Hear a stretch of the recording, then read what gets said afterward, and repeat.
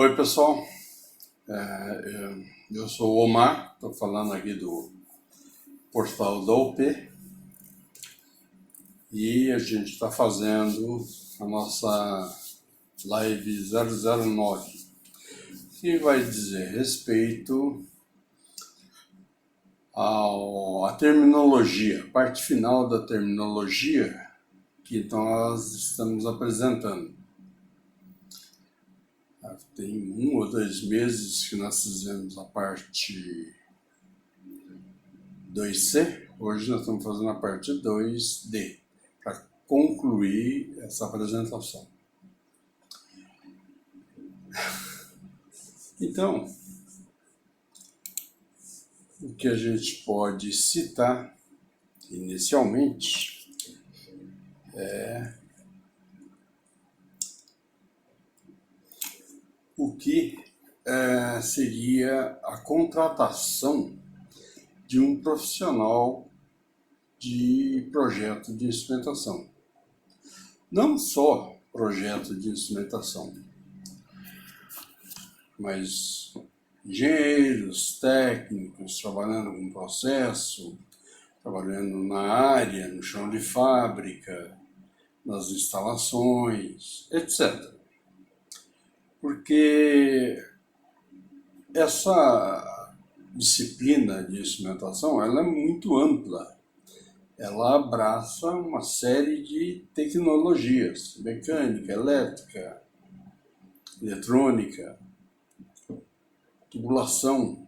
Então, ela é muito ampla. A gente tem dito isso em todas as apresentações que fizemos. Mas eu queria dar um exemplo para vocês. Isso aqui foi uma solicitação de profissionais para uma empresa aí. Mas o que interessa dessa solicitação é o que ele pede, né, sobre a vaga. Então vocês vão ver aqui que ele fala que essa vaga, o profissional ele vai elaborar, né, entregáveis das disciplinas, tais como desenvolvimento de detalhamento de projeto nas áreas de instrumentação e automação. Então, para você fazer isso daí, você tem que ter uma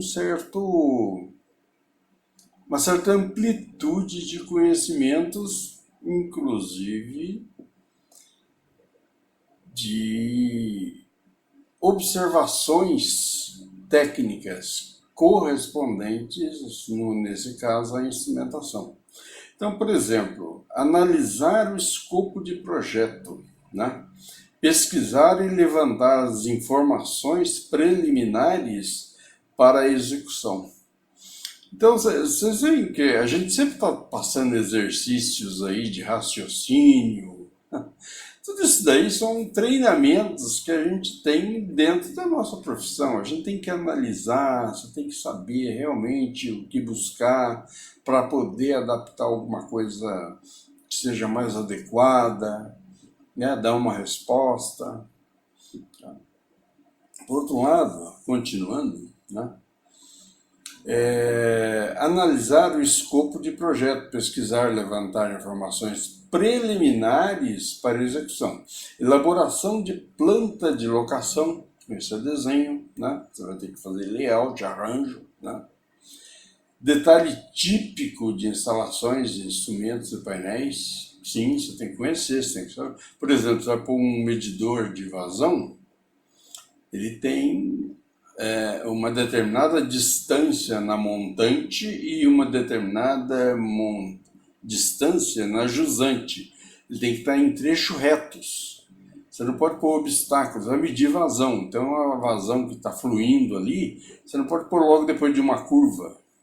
Ou a saída dele já com uma curva logo, porque você vai causar turbilhonamento, você vai dar muita variação naquele fluido que está passando. Então você tem que pôr ele tem um conhecimento para isso, tem uma disposição para isso.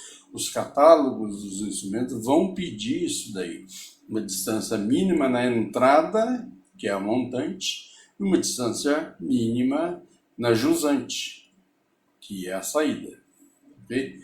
Então, tudo isso aí são conhecimentos. Você vai adquirindo ao longo do tempo. Ninguém chega para você lá na escola e explica para você isso tintim por tintim. Ok? Então, elaboração de plantas, locação de cimento, detalhes típicos, acabamos de comentar, diagrama de interligação, porque tem a parte elétrica dele. Pode ser que não seja elétrico, pode ser que são sinais pneumáticos, trabalhar com 3 ou 15 PSI, então tem que ter esses conhecimentos. Né? Lista de cabos, a parte elétrica, principalmente nos equipamentos modernos, todos eles são elétricos, com sinais digitais, com sinais analógicos, mas todos eles com uma repetitividade eletroeletrônica, ou analógico. E análise técnica, né, de folha de dados, arquitetura de sistema de automação, que é o arranjo, o que você vai ter? Você vai ter um PLC no campo, uma sala de controle, você vai ter um banco de dados, você vai ter o quê? Um painel de interligação, as caixas de junções que você vai ter lá no campo, como é que elas vão interligar naquela sala de controle? O que você vai ter naquela? Você vai ter painel sinótico? Então, é abrangente, tá? Outra coisa é a lista de equipamentos de automação, memorial descritivo, arranjo dessas salas, de fazer o layout, né? Diagrama de malha. Então, vocês veem que o nível de especificações ele é muito grande, extremamente grande. E você tem que estar com esse domínio, ok? Outra coisa, vou citar aqui para vocês, né? É a parte dos requisitos desse profissional. Você vê que a gente falou em tudo que ele vai fazer, mas e os requisitos? Então, muita gente pensa, mas para fazer isso tudo aí eu preciso ser engenheiro, preciso ter anos de experiência. Não, todo profissional tem que ter experiência, ou pelo menos ter dado a chance dele executar alguma coisa para dizer eu tenho experiência nisso. Mas olhem só os requisitos. Ele pede ensino superior em engenharia elétrica, eletrônica, mecatrônica, automação, ensino ou ensino técnico completo, também eletrônica, mecatrônica, instrumentação, automação, elétrica. Então vocês veem que tanto o técnico como o engenheiro têm possibilidades de atuar dentro dessa área. O nível de conhecimento é um pouco mais amplo, mas não é impossível para ninguém. Tá? A gente está aqui passando essa informação, porque nós também, para chegarmos nesse nível, a gente trabalhou bastante. Nós buscamos muitas informações e tivemos excelentes profissionais nos ajudando. Fora as consultas, e hoje em termos com a internet aqui, você tem um nível de informação extremamente grande, bem diferente de alguns anos atrás. Então, desejável experiência em projetos de cimentação, automação e tal. Voltados, nesse caso deles aqui, voltados a segmentos siderúrgica e mineração. Existem conceitos diferentes de controle, né? Na indústria de papel você tem um tipo de controle, na indústria de automobilística você tem outro, na indústria de robótica você tem outro. Todos são controles que podem ser conhecidos, mas aplicações, dependendo do tipo de indústria, ela tem aplicações diversificadas ou mais distintas. Então, eles pedem, normalmente, nesse caso, siderurgia, né? e mineração, porque é mais compatível com a atividade que eles fazem. Mas isso não quer dizer que um instrumentista ou um projetista de instrumentação de uma área automobilística, por exemplo, ou química, de indústria química ou petroquímica, não consiga atuar aí. Claro que consegue. Ele vai se adaptar, mas os conhecimentos básicos são os mesmos, né, para todos. Ok, gente, era só para comentar isso daí. Vamos tentar ser um pouco mais rápido. Eu fiz uma pré-apresentação aqui e não dei muita sorte não, porque eu gravei 1 hora sem som. Espero que esse tenha. Bom, aqui, gente, quando a gente fala em terminologia, a gente cita principalmente o sistema de controles, né? E esses sistemas de controle, eles têm suas particularidades, né, e suas definições em termos de terminologia, que é o nosso assunto, tá? Então você tem termos específicos mais usados em controle de processo. A gente vai falar alguma coisa sobre eles, não estaremos ilustrando como alguns artigos que a gente vê por aí, mas porque o nosso objetivo é a conclusão do assunto de instrumentação, para que uma pessoa possa começar a trabalhar realmente com o projeto de instrumentação. Nós tivemos 3 apresentações anteriores em termos de terminologia, que a primeira foi sobre suspensão ativa, a gente aplicando lá na indústria automobilística, né? E explicando mais ou menos como é que funciona a suspensão ativa. Depois passamos para a indústria de papel, usamos alguns exemplos aplicados na indústria de papel. Muito bacana, ficou uma apresentação boa, mas eu acho que uma das melhores que teve foi da parte de caldeira. Mas pelo fato da gente estar explicando o que era vapor saturado, o que é vapor superaquecido, para que serve, como se consegue isso. Foi muito bacana essa apresentação, inclusive agregamos um vídeo de um engenheiro aí que trabalha com instalações, fabricação e instalações de sistemas de vapor. Muito interessante.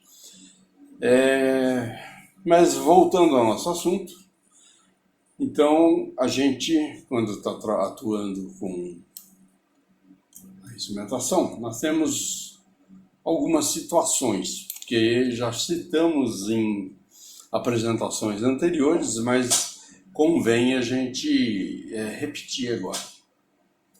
Então, por exemplo, num processo típico, né?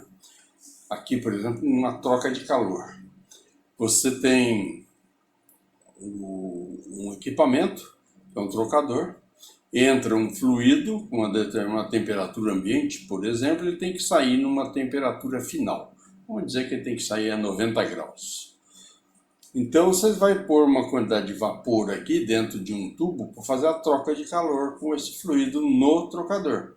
Então você entra vapor, ele passa numa serpentina, né, dentro do equipamento e faz a troca de calor com o fluido lá. E sai o fluido aquecido. Esse vapor vai para a linha de condensado. Normalmente retorna a caldeira para ter uma menor queima de combustível na caldeira. Você vai entrar com uma água aquecida lá. Tem um tratamento, ele tem que ser desairado, uma série de coisas. Mas é só para explicar. Então, esse aqui é o equipamento. Quando você vai fazer um controle, acontece isso que o operador está fazendo aqui. O que acontece? Ele põe a mão, né? No caso aqui nesse fluido, 90 graus, ele vai queimar a mão, tá? Mas vamos dizer que isso aqui é o elemento sensor dele. Ele percebe que esquentou ou esfriou, ele abre ou fecha a vazão de vapor, né? Mais vapor para esquentar um pouco mais, menos vapor para esfriar um pouco menos. Mas a 90 graus ele não iria conseguir fazer isso aqui nunca. Tudo bem. Aí, alguém falou assim, não, vamos fazer um controle dessa temperatura, né? Vamos fazer um controle dessa temperatura, mas de uma forma que o operador não se exponha assim, né? Então, o que aconteceu? Ele colocou um termômetro à próxima saída do fluido. Poderia pôr aí, como poderia pôr no tubo aqui, depende do tamanho do bulbo dele, do diâmetro desse tubo. Mas ele colocou ali para ele saber, ter uma indicação. Isso aqui passou a ser uma malha de instrumentação. Só que é uma malha que a gente chama de malha aberta, porque ela só é controlada por verificação. Você vai lá, observa, daí você vai lá, abre ou fecha o instrumento que está controlando a vazão do fluido que vai, nesse caso, aquecer a água, né? O fluido aquecido. Então ele observa, ele vê lá, daí ele não precisou pôr a mão, tá? Mas ele trabalha manualmente. Isso aqui é uma malha aberta, tá? Agora, quando você passa a fazer controle de instrumentos, através de instrumentos, para poder fazer esse controle, você começou a fazer o controle de malha fechada, que é o que usualmente se tem em todas as instalações industriais hoje. São raras as exceções que hoje tem aqueles controles antigos, mas existem. Aqui, por exemplo, você vê que é uma malha fechada. Por quê? Porque ele está com a saída do fluido, ele tem um fluido desejado, ele tem um medidor, né, um transmissor de temperatura aqui, através de um termopar, no caso, um elemento primário. O transmissor recebe o sinal de quanto que está passando e manda lá num controlador, está lá num painel, por exemplo. Pode estar até no campo, mas está num painel. Que vai ter um ponto de ajuste, que a gente chama hoje, esse ponto de ajuste, set point, né? Então, e esse controlador vai mandar um sinal para uma válvula que vai abrir ou fechar, não precisa mais do operador estar mexendo ali. Então, o que acontece? Isso é uma malha fechada, né? À medida que a temperatura aumenta ou diminui aqui, ele manda esse sinal para o controlador, olha lá, T, né, RC, controlador registrador de temperatura. Ele está registrando, pode ser um registro analógico, né, num gráfico, pode ser um registro digital, um memorizador, né, um banco. Mas ele manda o sinal lá, ele registra, indica, né? Falta um I aqui, controlador, registrador, indicador, né? De temperatura. Então, e manda a válvula abrir ou fechar. Essa válvula vai ter um posicionador que recebe o sinal que o transmissor, né, o controlador mandou para ela, e ela posiciona a abertura dessa válvula, a abertura ou fechamento dessa válvula. Vamos entrar em detalhes técnicos disso, porque não é nosso objetivo nesse momento, tá? Então isso é uma malha fechada, tá? Você mede e dá o feedback, né, lá atrás, para que haja um elemento no campo que vai monitorar, aumentar ou diminuir a quantidade de vapor. Ok? Beleza. Daqui é que a gente vai tirar toda a terminologia. Então, vocês viram, né, os tipos de controle que a gente tem, a maré aberta, a maré fechada, né? Tem um artigo aqui que vocês podem ler, mas é isso que a gente comentou. Entra, controla, vai para a planta de processo, né, a saída dela. Ok. Daqui, temos etapas e conceitos fundamentais no controle de processo. Então, você vai ter medição de um estado ou condição do processo, que é a nossa água aquecida ali. Um controlador calcula a ação com base em um valor medido de acordo com o valor desejado. O valor desejado é o set point lá no controlador. E o transmissor está recebendo o que esse controlador calculou, manda para o transmissor dá a resposta com um atuador no campo que seria essa válvula. Beleza. Um sinal de saída resultante do cálculo do controlador é utilizado para manipular uma ação de processo na forma de um atuador. Acabamos de explicar. O processo reage ao sinal aplicado, mudando o estado ou condição na saída, né? Nós queremos a nossa temperatura em 90 graus, a válvula abriu ou fechou o vapor em função do resultado que eu queria lá, 90 graus. Está lá o set point no controlador, que faz a comparação. Alguém mede, né? Mesma coisa que você está no banho, né? No chuveiro com uma água temperada, né? Então você abre ou fecha o seu registro de água quente ou de água fria para temperar aquela temperatura que você está tomando banho. Isso, a sua cabeça é o elemento controlador, né? O TRC lá na nossa malha. E o seu sensor, né, é o teu corpo, está recebendo a temperatura, e o elemento controlador, né, é a válvula ali, a sua mão manipulando ali. Tá? Ok, então vamos verificar, né, os termos específicos mais usados no controle de processo. Bom, um dos mais utilizados é a faixa de medição, o range. Então, quando você compra um instrumento, ele tem o range dele, né? Por exemplo, se você vamos dar o exemplo da nossa água aquecida. Nós queremos que ela chegue a 90 graus. Pô, então o instrumento que eu vou comprar não pode ser um instrumento que para medir até 1000 graus. Para quê? Eu vou trabalhar na faixa de 90.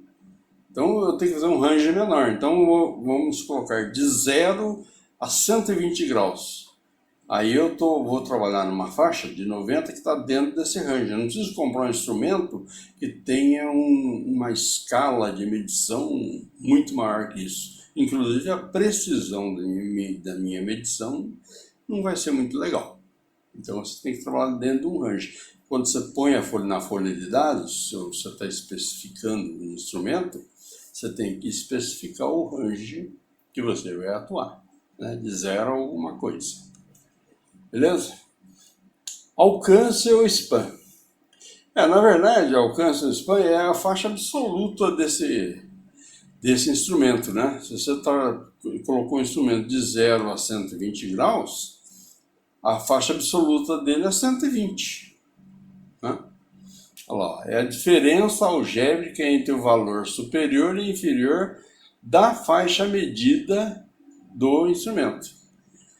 Então você vai trabalhar lá com 0 a 100, o seu span vai atuar sempre a variação, né?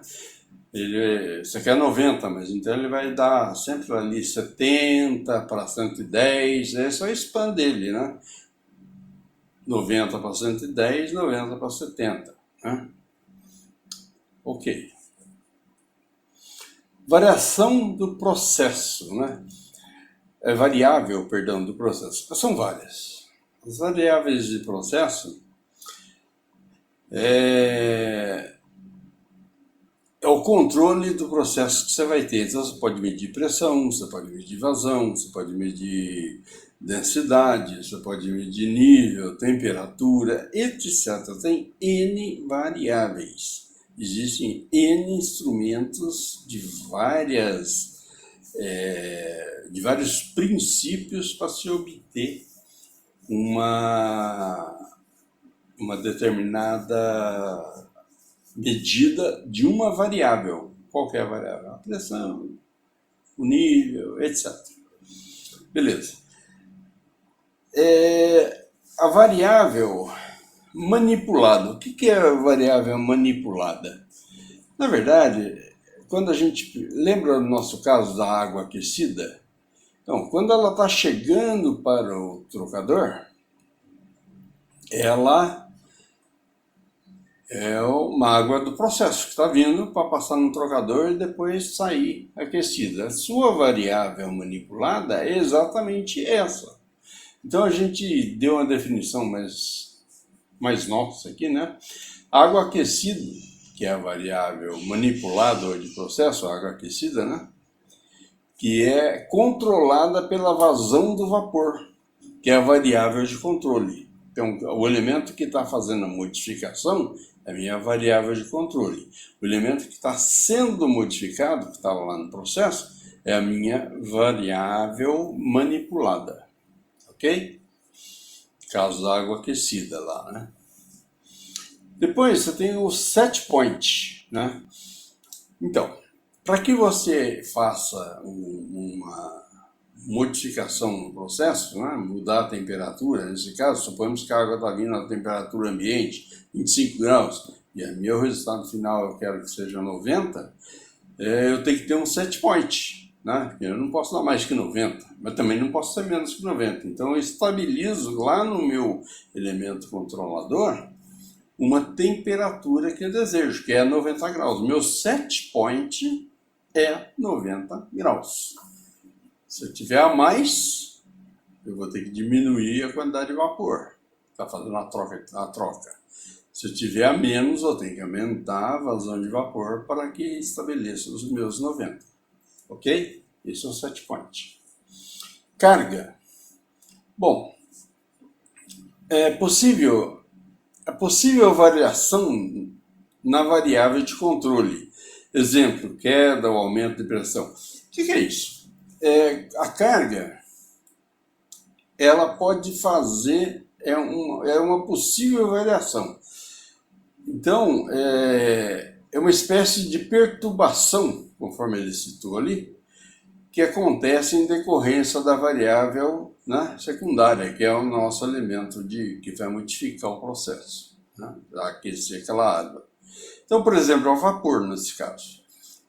Só que o vapor, ele não é toda constante 100%, ele deveria ser, é a condição ideal. Mas a condição real, às vezes você tem um problema, a caldeira deu uma vazão um pouco menor, ou houve uma restrição no trajeto da tubulação até chegar lá naquele trocador, e a vazão se modificou. Ela deveria ser, por exemplo, uma vazão de 8 kg de vapor, que vai obter uma determinada temperatura para a minha troca, mas naquele instante ela não chegou a 7 quilos. Ou então 8 quilos veio um pouco mais, veio 10 quilos. Então, houve uma variação na minha carga. Isso é a nossa carga. É a perturbação que pode ter ocasionado o elemento que vai variar o processo. Ok? Perturbação, né? São as alterações, né, de qualquer processo, né, causada pela descontinuidade da variável de controle. Nós estamos falando sobre isso agora. Ou mudança do set point. Ele cita dois aqui. Ele cita a carga, que nós acabamos de falar, que ela pode variar dependendo da continuidade, né, do que está acontecendo nesse elemento de controle, né? Mas ele pode também ser de um set point. Lembra que a gente estabeleceu 90 graus, então o nosso processo. Só que depois, esse 90 graus está indo para atender uma demanda em uma outra área. Vou dar um exemplo para vocês. O CIP em empresa alimentícia. O que é o CIP? O CIP é uma lavagem da tubulação que transporta um fluido para um determinado processo. Então, vou dar um exemplo no caso de cervejaria. Você esvaziou um tanque, bombeou a cerveja para ir para um determinado tanque, fazer fermentação, por exemplo. Aí, fechou esse ciclo. Você foi partir para um outro sistema, um outro tanque. Na hora que você for fazer um segundo ciclo, o que aconteceu? Aquela tubulação que você tinha mandado, o primeiro ciclo, ela está impregnada, ela tem bactérias, né? E são coisas que podem alterar todo o seu processo. Então o que você tem que fazer? Uma lavagem nessa tubulação. E essa lavagem, por exemplo, no caso de alimentício, é com a água quente, né? Por isso a gente está mandando a água de 90 graus lá para poder fazer CIP, por exemplo. Só que os CIPs podem ser com água mais quente ou mais frias. De repente, esse segundo ciclo, né, é um outro produto que você passou ali e ele pode ser feito número de bactérias menos agressivo do que o do primeiro ciclo. Você pode usar uma água, né, uma água com temperatura menor. Então o que vai acontecer? Aquela segunda parte da produção vai mandar um sinal lá no meu primeiro controle, que eu estou aquecendo água de 90 graus, e ele vai mudar o set point. Ele vai sair de 90 graus e vai mudar para 50 graus, que é o que eu quero lá no segundo processo. Então mudei o set point. Então é isso que ele está dizendo sobre a perturbação. Você tem dois tipos: da carga, que pode variar, né, o elemento de controle, e do próprio set point, que o próprio processo pode fazer essa alteração. E tem várias outras situações. Eu dei um exemplo aqui apenas. Tá? Erro ou offset. Tá? O erro, na verdade, ele pode ser negativo, pode ser positivo. É o desvio, né? E o erro é o valor da medição diferente do set point. Que eu falei, pode ser positivo ou negativo. É 90 graus. Uma hora está dando 91, outra hora está dando 88. Esse é o desvio, ok? É o offset, muito conhecido como offset. A exatidão. A exatidão é, na verdade, é a precisão, né? A gente podia dizer que é o valor de medição diferente do set... Não, perdão. É como se fosse atingir um alvo. Um arco e flecha lá, você tem um alvo. O ponto desejado da medição do instrumento pode ter um erro aproximado, mas com uma margem percentual pré-estabelecida. Então, por exemplo, quando você vai especificar o seu instrumento, no caso aí, tanto o transmissor como o termopar, né? o termômetro, que está na linha, faz o elemento primário, né, de medição, quando você vai especificar, você tem que dar um percentual, né, para a exatidão. No tiro-alvo, quando você atira, é exatidão, acerta bem lá no meio, mas de repente acerta no primeiro círculo pós o centro, uma determinada distância, o outro outra determinada distância. Então você tem que dar um percentual de erro. Então, porque nenhum instrumento trabalha na condição ideal. A real sempre é diferente. Então você tem um percentual a estipular. O próprio fabricante ele cita para você, a exatidão, se você quer medir, né, dentro dessa faixa, desse range, qualquer medição que você atingir, vai ter um desvio de 1%, 2%. Então, se você queria 90%, ele vai poder, vamos supor que seja 1%, né? Ele pode estar com 91% é 9, né? 90, 10% é 9, 0,9. Então ele pode estar com 0,9 abaixo ou 0,9 acima. Essa é a exatidão daquele instrumento. Ok? Beleza. Zona morta. A zona morta não é igual o carro, não, aquele ponto morto no retrovisor, tá? A zona morta é quando a gente mediu, ilustrou, né, aquele aquecimento lá do trocador de calor. Você tem uma válvula na entrada, aí o fluido vai, passa pela serpentina, né? Enquanto o outro está entrando por baixo, saindo por cima, e o que eu quero é controlar aquilo lá. Então o que acontece?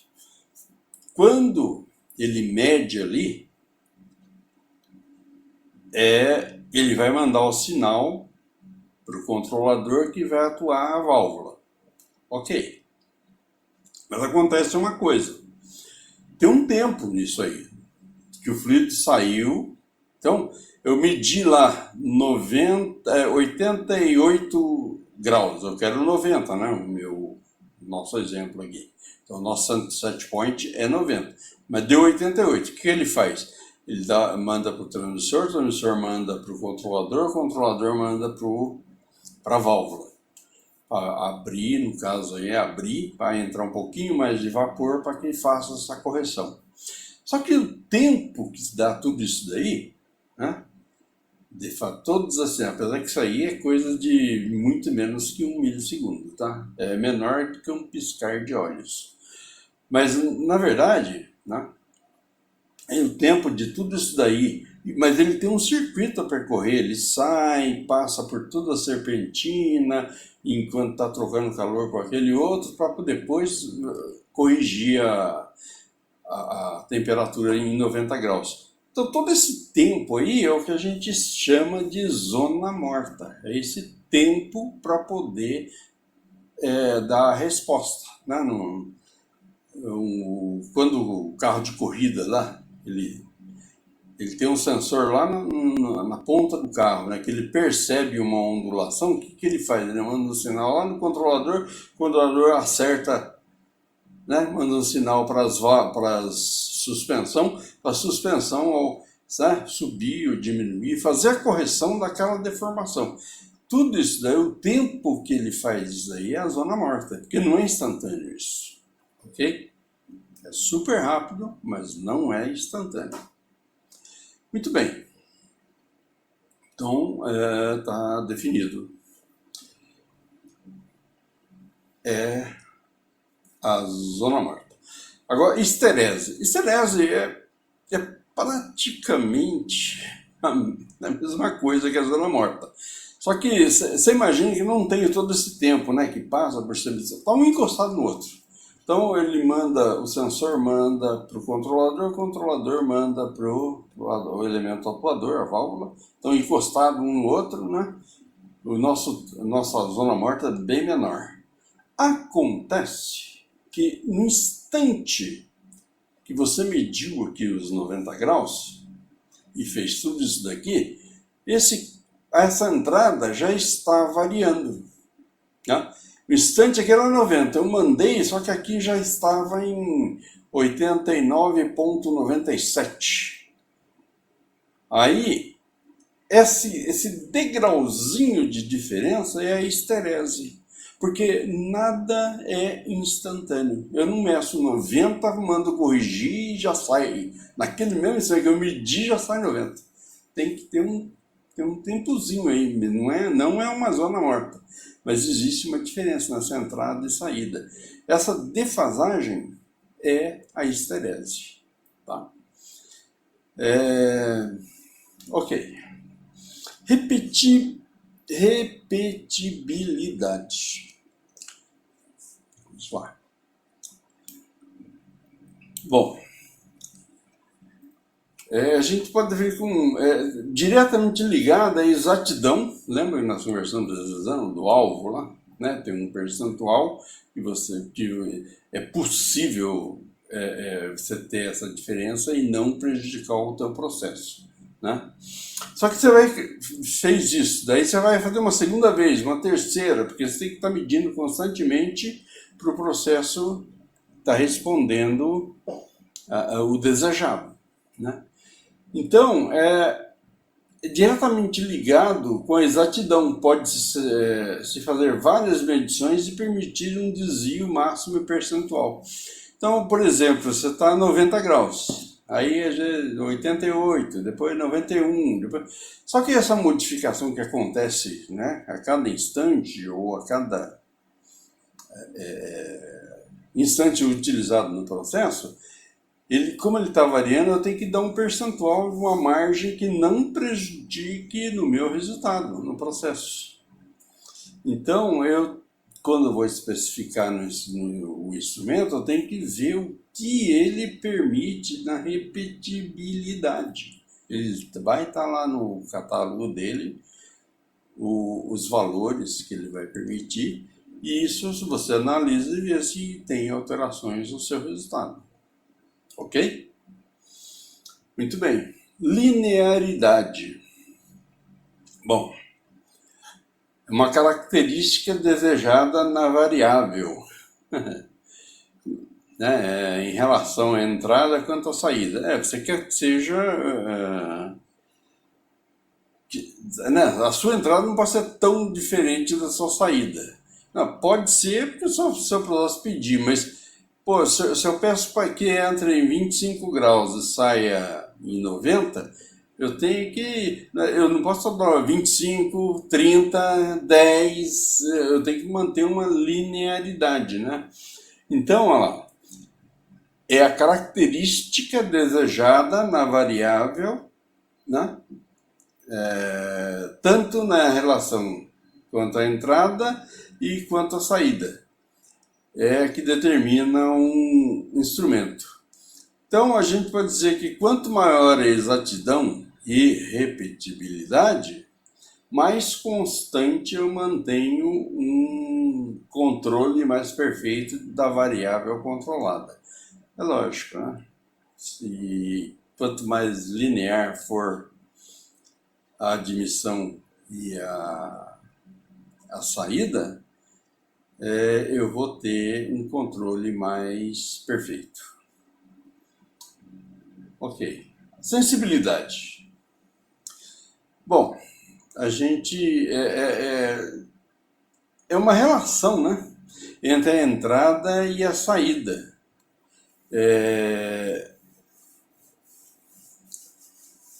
Então, a gente pode dizer que seria uma razão entre a diferença dos valores medidos, né, tanto na entrada como na saída, em relação ao set point.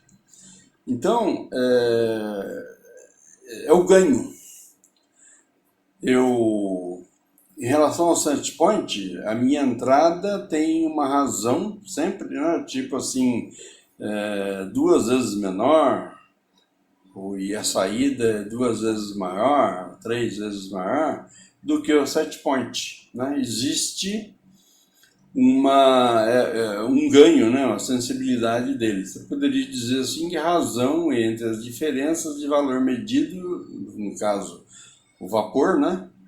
E o set point, tanto na entrada como na saída. Tá? Então você está mantendo uma pressão de vapor que vai sempre tentar aproximar do seu set point. Mas ele sempre tem uma razão, ele não vai ser perfeito, sempre 90 graus, devido a uma série de fatores que a gente já citou anteriormente.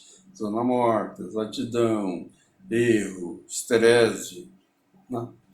Então, tudo isso não te dá um valor perfeito. Você não pode contar que, né, entra 9, sai 9, não sai. Eu não consigo fazer um controle disso. Existem variáveis. Existem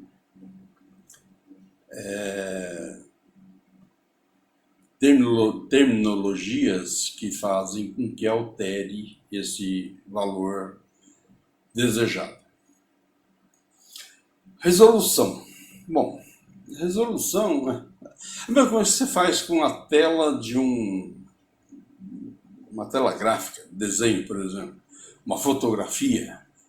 Quanto melhor a resolução, né, melhor a nitidez da sua medição, do seu equipamento, né? Por exemplo, um fundo de escala de 1 nanômetro. Se eu puser um fundo de escala grosseiro, eu vou ter uma resolução grosseira, né? Se eu puser um com mais níveis na escala para poder medir, então eu vou ter uma resolução melhor. No caso, você definir um range, né? Você não vai querer colocar um manômetro que mede até 50 graus numa coisa que você vai trabalhar com 8 graus. A sua indicação não vai ser tão nítida. Então, é uma resolução ruim. Você tem que fazer com que o seu equipamento tenha uma definição melhor da sua medição. Então, você poderia dizer que são definidas principalmente em gráficos, escalas analógicas ou escalas de precisão dos instrumentos digitais. Quanto mais casas depois da vírgula, né, você tiver, vai tendo uma resolução, um resultado mais nítido daquilo que você está medindo. Ok. O ajuste. Bom, todos os elementos de instrumentação são sujeitos a ajustes. Então, você pode dizer que a mudança ou correção em função do instrumento, seja ele de medição, controle ou reparação final. Exemplo, set point, mola de uma válvula de segurança, o posicionamento da válvula, né? Posicionador, perdão, da válvula. Então, todos esses elementos são passivos de ajuste. Você pegar uma válvula de segurança, que você está controlando que ela tem uma abertura quando atingir uma determinada pressão, você tem que ajustar essa mola. Existe um sistema para você ajustar a compressão dessa mola para poder atender a sua necessidade de processo, no caso a segurança, né? Um dispositivo de uma válvula, né, o posicionador, você também pode fazer ajustes quanto aos sinais de entrada, seja ele pneumático, seja ele elétrico. Ok, gente. Vamos à calibração. A calibração, na verdade, o que é? Ela é a ação para você fazer um ajuste. Vai calibrar um instrumento. Então, é a ação. Você está calibrando, você está ajustando para o que o seu processo requer, desde que o seu instrumento seja bem especificado, conforme a gente já falou em offset, repetitividade, etc. Incerteza de medição. Incerteza de medição é um parâmetro que expressa o intervalo no qual os valores que poderão ser razoavelmente atribuídos ou mensurados dentro de uma probabilidade específica. Caracteriza pela indicação quantitativa da qualidade dos resultados de medição. Nossa, gente, isso aí é um assunto bastante complexo, mas vou dar 2 exemplos assim que você... por exemplo, alguma coisa bimetálica, né? Um disjuntor, ele é um bimetal. Se você vai ter 2 metais diferentes aqui que vão abrir ou fechar em função da temperatura, da corrente que está passando no disjuntor. Com o tempo, eles vão mudando as características físicas e químicas dele. Então, ele pode ter o valor dessa medição alterado. Ou você tem um outro lote de equipamento que venha com, não é do mesmo lote, os dois materiais bimetálicos. E é um lote diferente que veio com um problema. E não foi devidamente qualificado quando para a construção daquele disjuntor. Quando eu falei em disjuntor, poderia ser o bulbo de um termômetro, tá? Capilar. Poderia ser. Então tem uma série de equipamentos que você pode ter uma variação nas características físico-químicas dele que vão te dar uma incerteza de medição. Ele pode ser até uma medição, um equipamento mais antigo, né?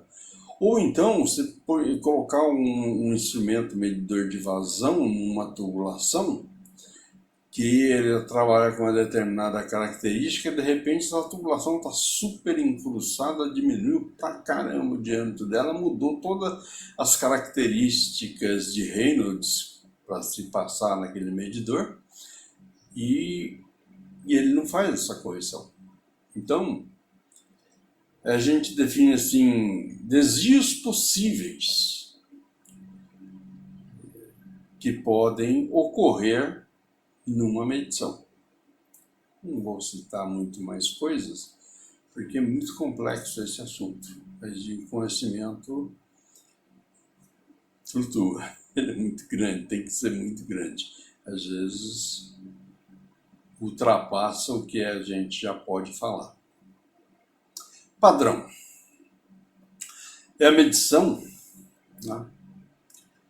É a medida materializada, instrumento de medição, material de referência, o sistema de medição e destinado. É o que a gente está comentando aqui. Você tem que manter um padrão para obter as grandezas físico-químicas. E esse padrão pode ser... Você define, todos os meus instrumentos vão trabalhar na faixa de pressão com quilo por centímetro quadrado, ou por ATM, ou por bar, ou por MCA, né? Metros de coluna d'água. São N padrões que você pode aplicar. Então isso pode causar problemas também lá na sua incerteza de medição. Por isso eu comentei que é bastante complexo. Erro combinado. Bom, são os desvios permitidos numa medição. Verificar a exatidão, a repetibilidade. Então, é definido assim, é o desvio máximo entre a reta de referência e a curva de medição, né? Incluindo os efeitos da não linearidade, né? Pode ser esterese, etc. Deixa eu explicar de uma forma mais visual, porque eu não tenho um gráfico nesse momento aqui. Mas suponhamos que você tem aqui um gráfico Y e X e uma reta linear aqui. Então, à medida que ele vai diminuindo, o ideal seria que ele vai medindo, o ideal seria acompanhar essa linearidade, isso aqui. Mas isso não acontece. Ele tem hora que, em função da esterese, do offset, então tem hora que ele vem para cima, tem hora que ele vem para baixo, vem para cima, ele não tem uma reta, tá vendo? Então, isso aqui é o que a gente chama de um erro combinado. São vários distúrbios que acontecem numa medição que você vai obter uma determinada resultante, mas com bastante desvios. Mas desvios permissíveis. Então você vai ter que comprar um instrumento cuja linearidade dele, né, atenda os erros todos que você tem no processo. Você sabe que vão ocorrer. Esse é o erro combinado, né? Então, além de conhecer os conceitos básicos de instrumentação industrial, né, o instrumentista precisa entender como funciona toda a simbologia aplicada nos equipamentos e processos. É tudo isso que a gente acabou de falar sobre terminologia, ok?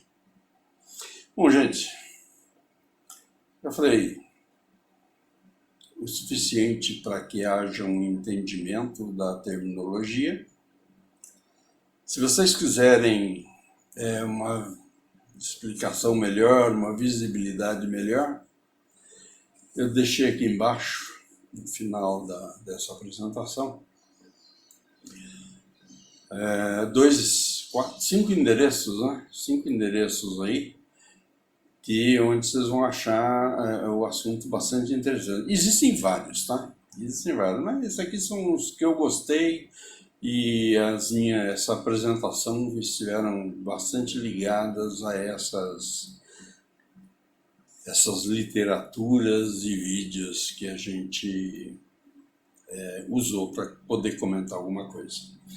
Então você tem aqui uma literatura, né, que é interessante, em PDF, e mais 4 vídeos aí interessantíssimos. Aproveitem, espero que tenham entendido o que a gente propôs, e daqui para frente agora a gente vai trabalhar com realmente projeto de instrumentação. Eu não sei ainda exatamente quando a gente começa, não sei inclusive se vai ser de uma forma livre como a gente está fazendo, mas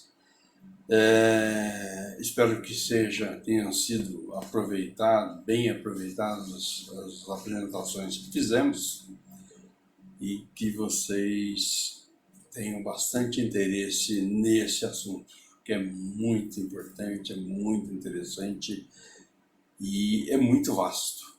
Abre um leque enorme profissionalmente. É isso aí, gente. Muito obrigado. Desculpem as apresentações, como eu citei no início, eu não sou um apresentador, sou apenas um técnico e com muita boa vontade para poder ajudar e ser ajudado. PT, saudações. Muito obrigado.